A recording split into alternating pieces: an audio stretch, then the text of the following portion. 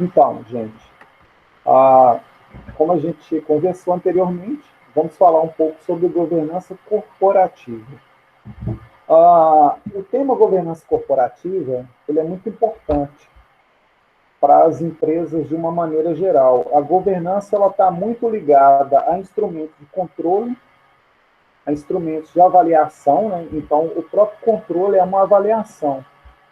E um outro item muito importante também, que é a transparência, né? A transparência das informações corporativas. Por que o curso de contábeis tem a ver com governança corporativa? Tudo. Por quê? Porque contabilidade, basicamente, é controle. É controle patrimonial, é controle financeiro. E o controle, ele é uma forma de avaliar. Então, a gente tem na contabilidade uma ferramenta muito grande de avaliação.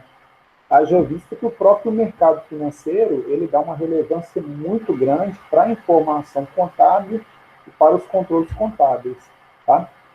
Então, a governança corporativa, ela, na verdade, é uma ferramenta que ela começou nos anos 70, depois eu vou falar para vocês de onde que veio, né? A governança corporativa ela vem da teoria da administração, mas na verdade ela é uma junção aí de vários elementos da administração, principalmente da ciência contábil, tá? E aqui alguns conceitos. Então, o sistema de governança corporativa ele parte da seguinte ideia, né? Que as organizações, as empresas, de uma forma geral, empresas, organizações, a gente pode pensar até em órgãos públicos, empresas governamentais, ONGs, enfim, qualquer organização, elas são dirigidas, elas são monitoradas e são incentivadas, e elas têm sempre o relacionamento entre sócio e administrador, sócio e provedor, tá?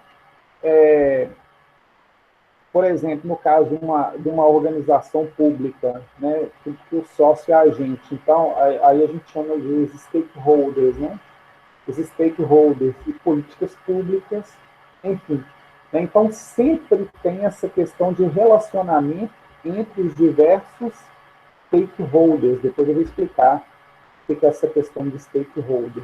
Na verdade, eu vou explicar agora. O stakeholder é toda aquela pessoa que ela está ligada direta ou indiretamente a uma organização e ela requer informações daquela organização. Então, por exemplo, nós como pagadores de impostos, nós somos stakeholders do governo municipal, do governo estadual, do governo federal, tá? E aí a gente quer saber das informações, olha, como que o governo está arrecadando e o que ele está fazendo com essa arrecadação. É uma informação muito importante. O que está sendo destinado para comprar vacina, por exemplo, né, que é a grande questão que a gente está vivendo agora, o auxílio emergencial, as rendas básicas universais, né? Enfim, e várias outras informações. Quanto que a prefeitura está arrecadando e está aplicando, quanto que qual que é o custo, né, de várias organizações públicas, enfim. Aí eu estou dando um exemplo aqui de coisas públicas para vocês verem que não é só a questão de empresa, né? A empresa privada, ela vai ter essa característica, né, que a governança corporativa, o sistema de governança corporativa, está mais ligado aos relacionamentos entre sócios e administradores, tá? Que foi a origem da própria governança corporativa. Aí nós temos, então, conselho de administração, diretoria, órgãos de fiscalização e controle e demais partes interessadas. Essa questão dos órgãos de fiscalização, né, o próprio conselho fiscal das empresas, o próprio conselho de administração, aí na área pública isso é mais forte, né? Por exemplo, a gente tem os tribunais de contas, municipais, estaduais, os órgãos de fiscalização de uma maneira geral. Então, a ideia é o seguinte, olha, governança corporativa, na verdade, vai ser um sistema que vai prezar, né, por esses instrumentos de controle, visando sempre esse alinhamento dos interesses entre as partes que estão envolvidas, entre os diversos stakeholders, né?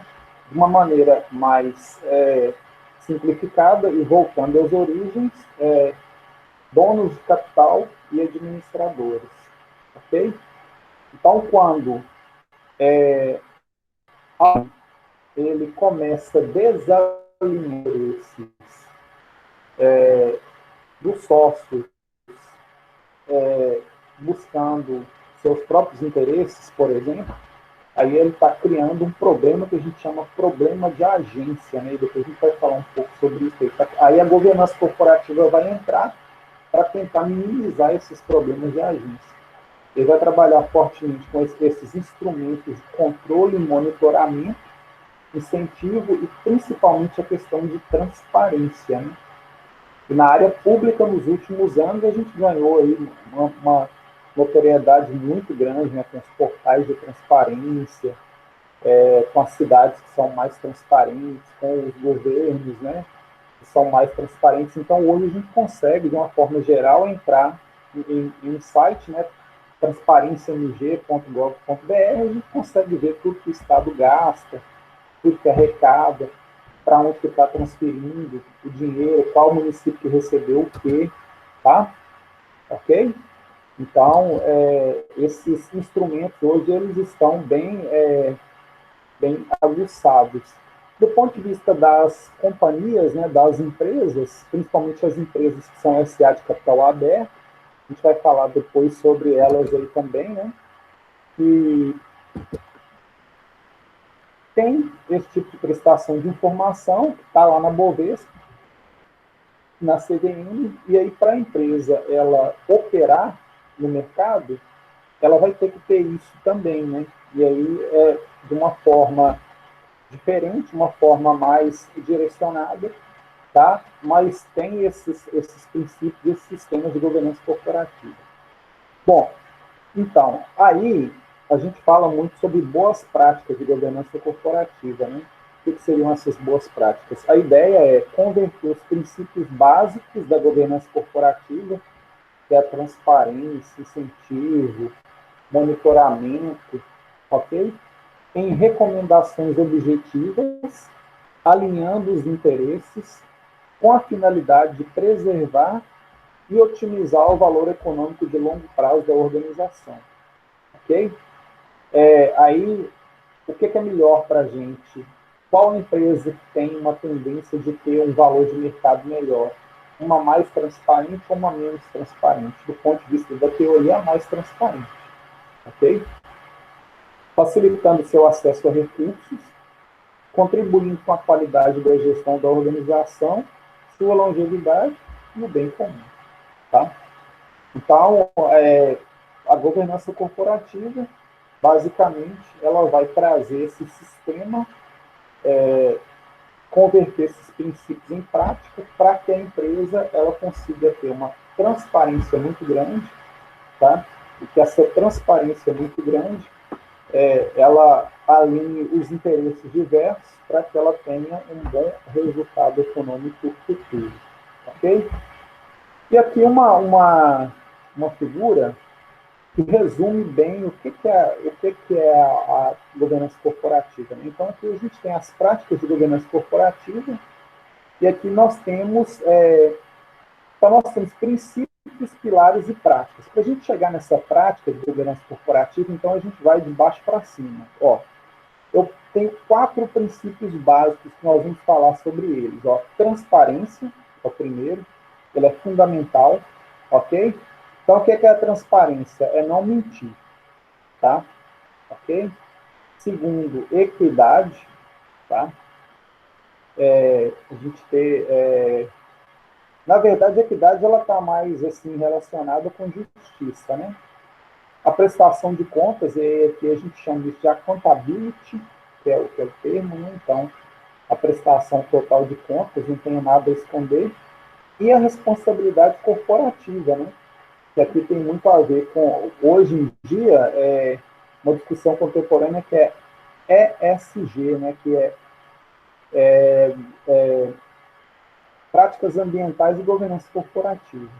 Okay? Então, esses 4 princípios, eles são a base, e aí depois nós temos os pilares.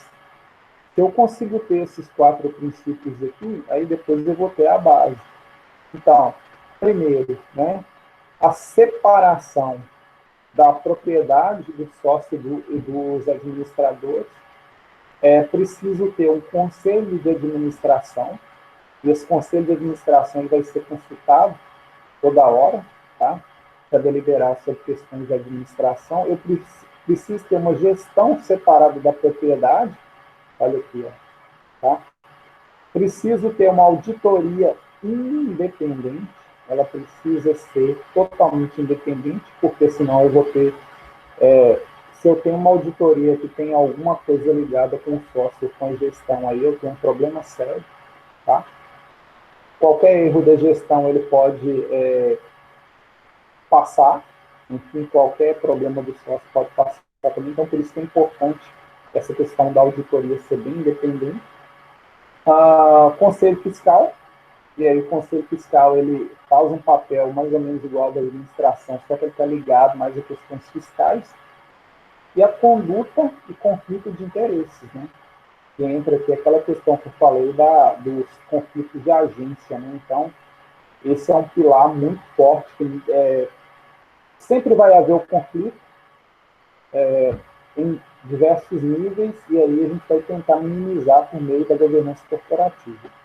E aí a gente consegue alinhar essas práticas aí de governança. Beleza? Bom, aí falando aqui sobre os pilares, né, depois eu vou falar de novo, então, são os procedimentos que devem sustentar as boas práticas. Ok? Então, primeiro, transparência, né? Informar gera um clima de confiança interna e externa na empresa. Tá? Então, quanto mais transparente, melhor. Equidade. Além do sócio do capital, também entre as partes interessadas, né? Então, você tem que ter um tratamento isonômico com todo mundo. Da prestação de contas, né? Quem recebe um mandato tem o dever de prestar conta de seus atos, né? Então, a gestão, ela precisa prestar contas. E a responsabilidade corporativa, que são considerações de ordem social e ambiental, né? Que é aquela questão que eu falei para vocês lá do ESG. Bom, o que significa cada um dos 4 princípios? Transparência. Disponibilizar para as partes interessadas as informações que sejam de seu interesse. Então, todas as informações. Ok? Quando a gente vai comprar uma ação, nós temos condição de entrar em sites, entrar no próprio site da empresa, entrar na Bovespa e pegar todas as informações que estão disponíveis, públicas ou públicas, né? Na verdade, passadas ou presentes, para a gente tomar a nossa decisão. Então, esse é um princípio fundamental. Na verdade, esse é o principal princípio da governança corporativa. Sem transparência, nós não temos governança. Ok? Equidade. Tratamento justo e isonômico de todos os sócios e demais partes interessadas, stakeholders. Tá? Todo mundo tem que ser tratado igual. A própria Constituição garante isso. Né? O accountability, que é a prestação de contas, então, prestar contas de toda a atuação, né? Então, nós temos, além dos demonstrativos contábeis, né? Nós temos relatórios de gestão, relatórios da administração, okay? Notas explicativas, parecer da auditoria, e a responsabilidade corporativa, viabilidade econômica e financeira das organizações, reduzir as externalidades negativas do seu negócio, suas operações e aumentar as positivas. Então, externalidade negativa é tudo aquilo que faz com que a empresa ela tenha algum problema. Questões ambientais, passivo trabalhista, enfim, tá? Então, tudo que a gente puder reduzir, a gente vai estar trabalhando com responsabilidade corporativa. Tudo que a gente puder reduzir de externalidade negativa. Ok? Tudo bem? Bom, então, aí, os princípios de responsabilidade. Então, nós já falamos de transparência. O segundo, o comportamento ético, né? Que é fundamental. A ética, ela está muito ligada a essa questão da governança corporativa. O respeito pelo Estado de Direito também é fundamental, ok? Então, as organizações, elas operam dentro de um sistema legal, ok? Respeito pelos direitos humanos também, né? Então, as leis de respeito aí aos direitos humanos, respeito pelas normas internacionais de comportamento também, respeito pelos interesses dos stakeholders, né? Então, os diversos stakeholders, então você tem fornecedores, clientes, a sociedade, governo, enfim, todos os stakeholders estão interessados em algum nível de informação, e aí a empresa vai buscar, a empresa ou a organização ela vai buscar respeitar esses interesses. E prestação de contas com responsabilidade. Então, esse aqui seria um ciclo da governança corporativa, né? Então, empresas que têm esses princípios, elas tendem a ser boas empresas, melhores empresas do que empresas que têm esses níveis mais baixos. Ok? Tudo bem? Bom, os principais benefícios aí da governança corporativa. Toda organização, seja ela pública ou privada, com fins educativos, ela tem, né, missão, valor, filosofia, princípios, estratégias, que são conceitos abstratos, né?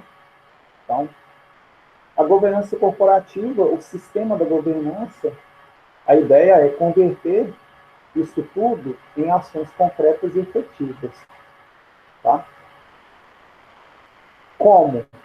Alinhando os interesses de diversos stakeholders, como acionistas e executivos, para que se definam os melhores objetivos, para que definam os melhores objetivos estratégicos para a organização. Okay? Então, quanto mais esse interesse está alinhado, menos problemas de agência nós temos. A descentralização da tomada de decisões estratégicas e mais transparência em sua motivação. Aqui também, né? A decisão estratégica ela é mais a nível mais alto, em termos de hierarquia. Então, a transparência ele vai fazer com que mais pessoas, mais stakeholders, mais colaboradores saibam das decisões e aí eles possam, né, do ponto de vista teórico, ficarem motivados para tentar atingir aí esses objetivos. Preservar o valor da organização em longo prazo, garantindo sua longevidade econômica de forma sustentável. É claro que uma empresa que ela é agressora do meio ambiente, e ela fez uma agressão muito grande ao meio ambiente, ela fica muito manchada, né? Nós temos o exemplo aí da Vale, né? O pessoal fala que foi a tragédia de Brumadinho, e algumas pessoas falam que é errado, não, é a tragédia da Vale, né? A tragédia da mineradora. Então, foi por problemas, né, operacionais, e aí causou a morte de várias pessoas e uma degradação ambiental muito grande, né? Por outro lado, você tem empresas que elas pensam muito nessa questão de preservação, né, de sustentabilidade, por exemplo, no caso Natura, né? Natura é uma empresa que ela tem uma marca registrada, embora o negócio dela dependa muito. Na verdade, todas as empresas, né, dependem do meio ambiente.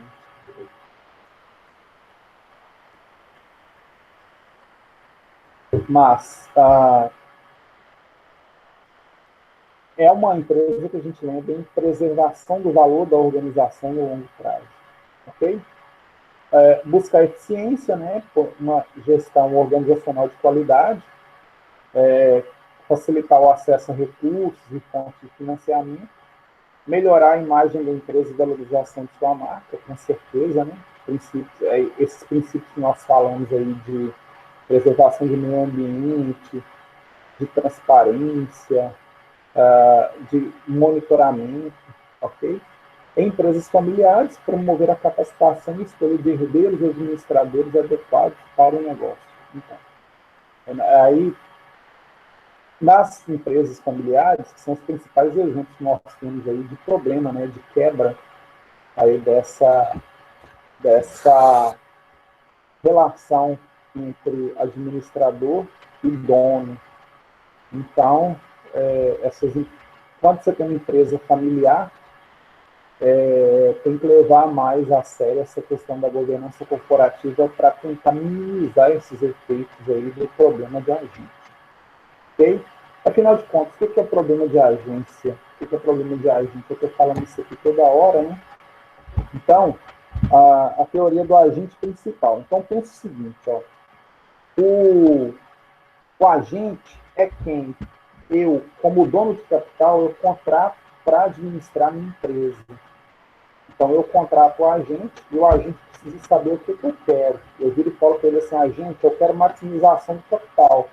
E aí o agente ele vai tentar fazer, de todas as formas, essa maximização do capital para mim.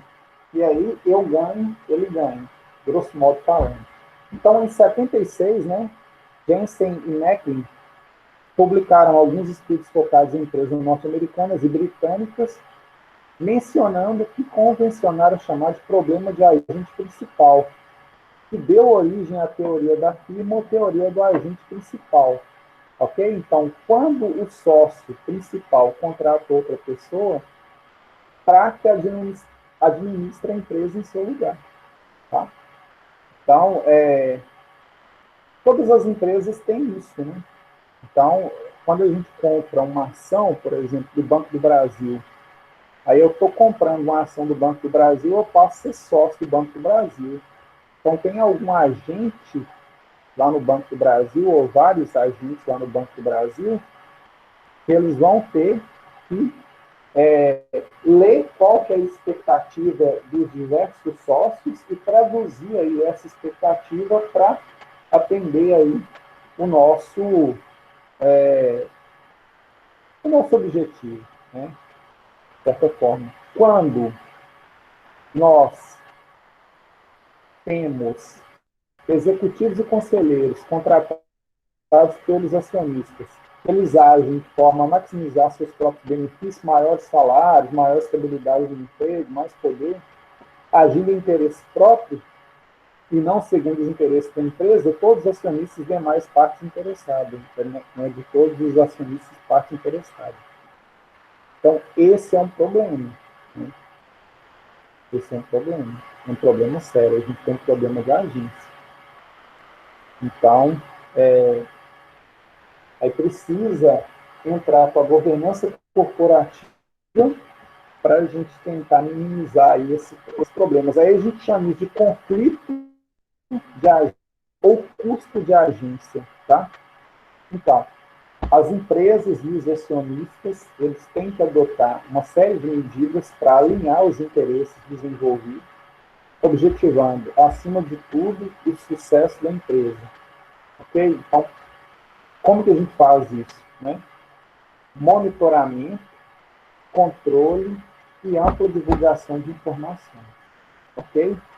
Monitoramento, controle e ampla divulgação de informações. Isso que é governança corporativa. Aí a gente pode pegar isso aí e aplicar para todas as organizações, públicas, privadas, com, sem fins lucrativos, tá?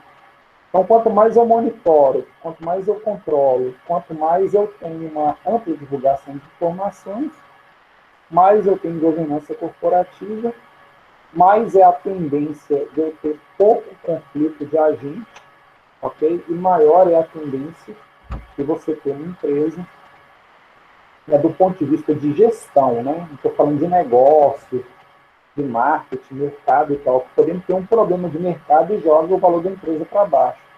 Mas, assim, de forma interna, mas a gente tem uma tendência de ter uma boa empresa que ela tenha um valor de mercado legal no futuro. Okay? Beleza? Até aqui tranquilo? Tá claro?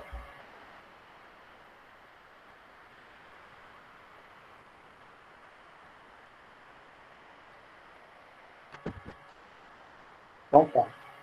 Bom, como que acontece isso aqui no Brasil? Então, nós temos os segmentos de listagem na Bolsa. Então, que a gente chama de segmentos especiais de listagem na Bolsa, que é Bovespa Mais nível 2, Novo Mercado, nível 2 e nível 1, ou então as empresas sem nenhum segmento de listagem, ok? Então, segundo a própria Bolsa, né, eles foram criados no momento que se percebeu para desenvolver o mercado de capitais brasileiros e para as empresas se desenvolverem, era preciso ter segmentos adequados a diferentes perfis de empresas. Né? Então, você tem empresa que ela tem um nível de governança corporativa bem mais alto, que ela tem um monitoramento bem mais alto, uma prestação de informação bem mais relevante do que outras, né? Então, não faz sentido ela estar no mesmo nível, ela está no nível mais alto, ok? Então, todos esses segmentos prezam por regras de governança corporativa diferenciadas. Principal objetivo: melhorar a avaliação das empresas que decidem aderir voluntariamente a esses segmentos de listagem, tá? Deixa eu ver se eu consigo acessar o site aqui para poder mostrar para vocês.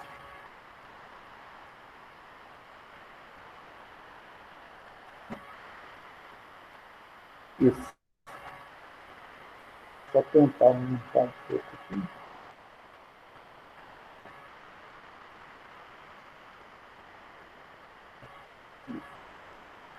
Bom, então, depois vocês vão pegar o slide, só dar uma olhada, né? Para entrar no site da B3, aí vocês vão ver que tem um novo mercado, nível 1, nível 2, Bovespa Mais e Bovespa Mais nível 2. Ok? Então, e o básico também, né? E o básico. E aí, a gente tem uma comparação aqui, né? Do tipo de empresa. Então, aqui a gente pega do básico, nível 1, nível 2, novo mercado, Bovespa Mais nível 2 e Bovespa Mais. O nível mais alto que nós temos aqui seria o Bovespa Mais. Ok? O Bovespa Mais é o nível mais alto de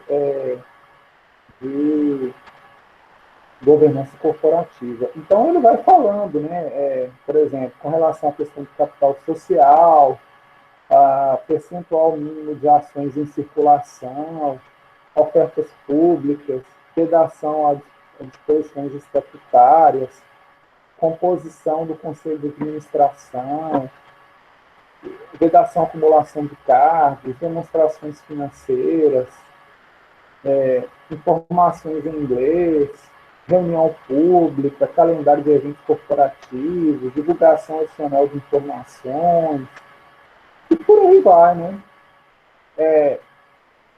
Concessão de tag-along. Tag-along é uma forma de proteger os acionistas minoritários, né? Ok?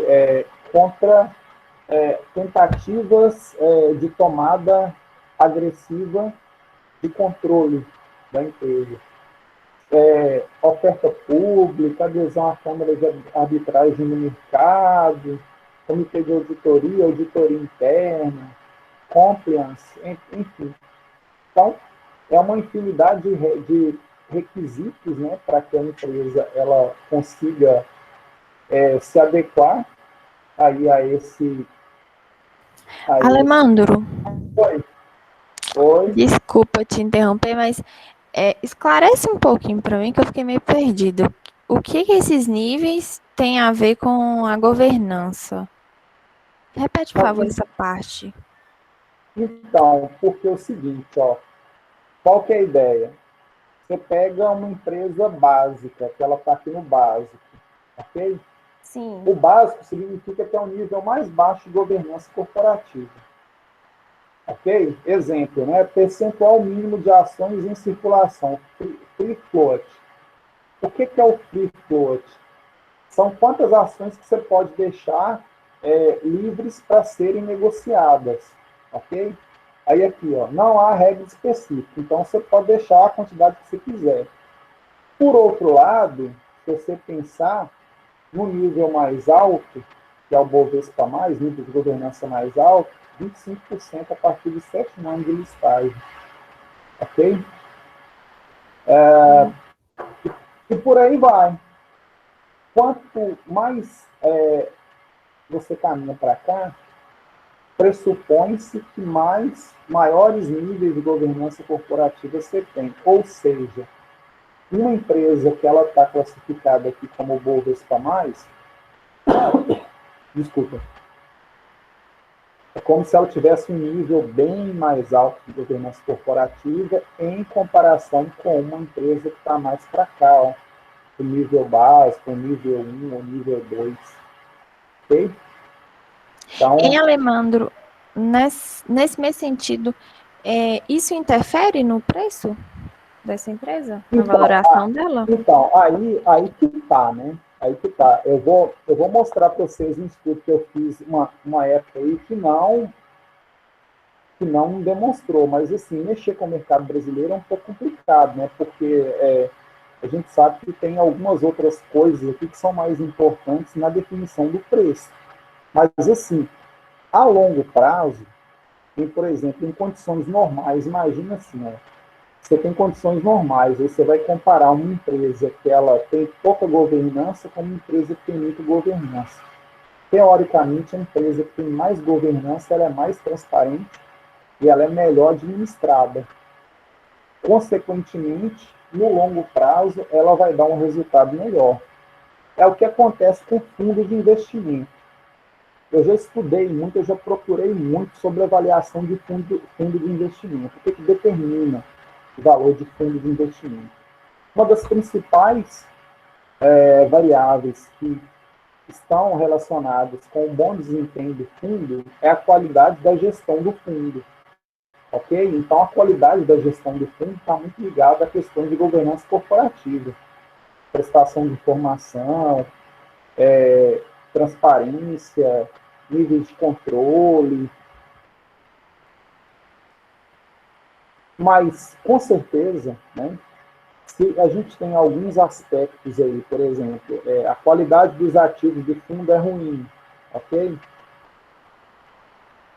Se eu pegar um fundo que tem uns ativos melhores, mas que tem uma gestão pior, no curto e médio prazo ele vai ter um desempenho melhor. Só que no longo prazo, a gente espera que esse fundo, que tem uma governança corporativa mais alta, ele vai ter um desempenho melhor.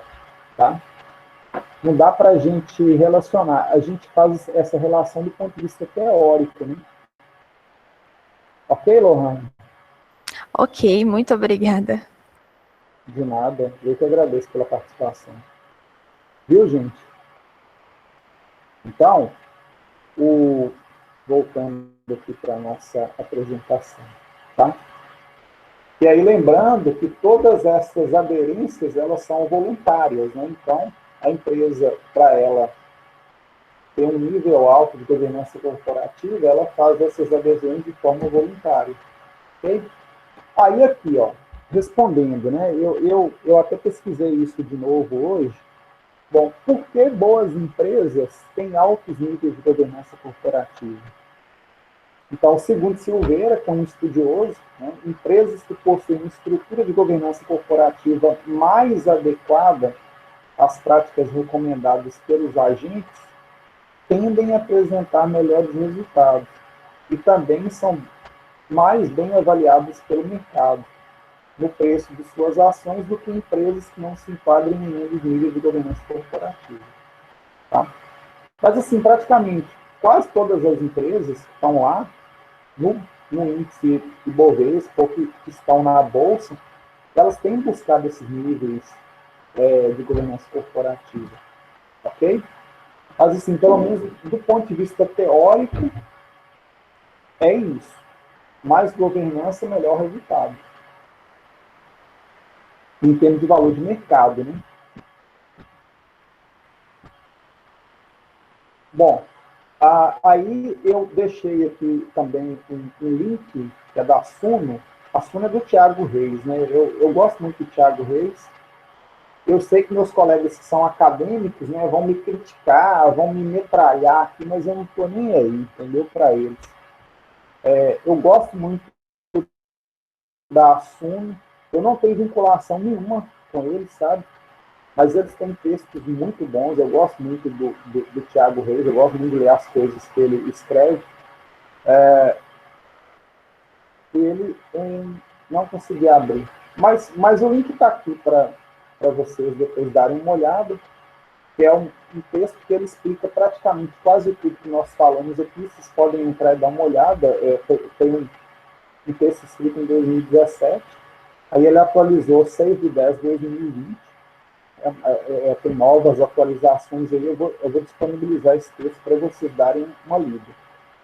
E aqui, gente, o artigo, eu escrevi esse artigo justamente com o Pedro. Vocês lembram do Pedro que deu a palestra para vocês falando sobre a questão de análise fundamentalista e análise técnica, né? Então, o Pedro foi meu aluno na graduação em administração, e sempre gostou da área de finanças, e aí a gente escreveu esse artigo.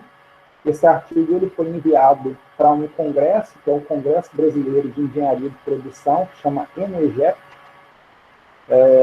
Esse ENEGEP foi em 2012, né? Então, qual que é a ideia? Nós pegamos 518 empresas, e na época chamava BMF Bovespa, né? Não era B3, B3 mudou agora. Então, pegamos de 98 até 2011 e fizemos o teste para poder comparar, né? Então, o que a gente fez? Nós vimos, né, do ponto de vista teórico, né, se a utilização de boas práticas de governança corporativas estão relacionadas ao maior crescimento do valor das empresas. Então, a gente olhou se a empresa ela teve um crescimento de valor e qual que era o nível de governança corporativa dela. Então, a gente pensou assim, quanto mais alto, se a empresa subiu no nível de governança, ela então subiu o valor. Aí, nós usamos um teste de média, que chama teste Mann-Whitney. Em 8 dos 13 anos analisados, 99, 2000, 2001, 2002, 2004, 2006, 2010 e 2011, não houve significante variação positiva do valor de mercado em relação ao nível de governança corporativa das empresas. E só nos anos de 2003, 2005, 2007, 2008 e 2009, que a variação foi significante, né?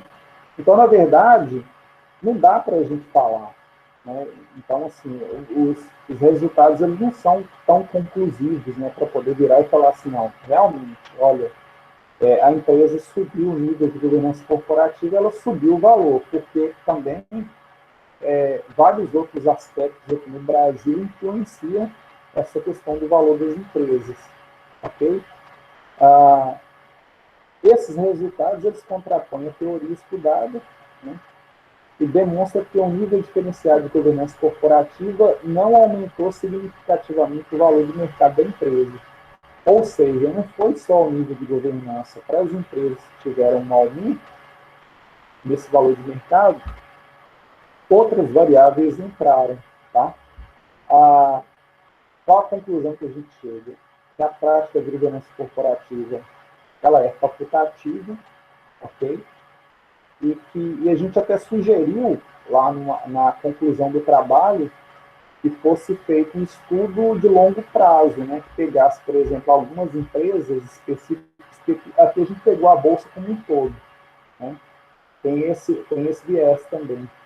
Então, pegar empresas isoladas, fazer o estudo dessas empresas aí e aí ver se tem essa relação, né, entre essa questão do crescimento da governança e o valor de mercado. Eu acredito que tem, no longo prazo.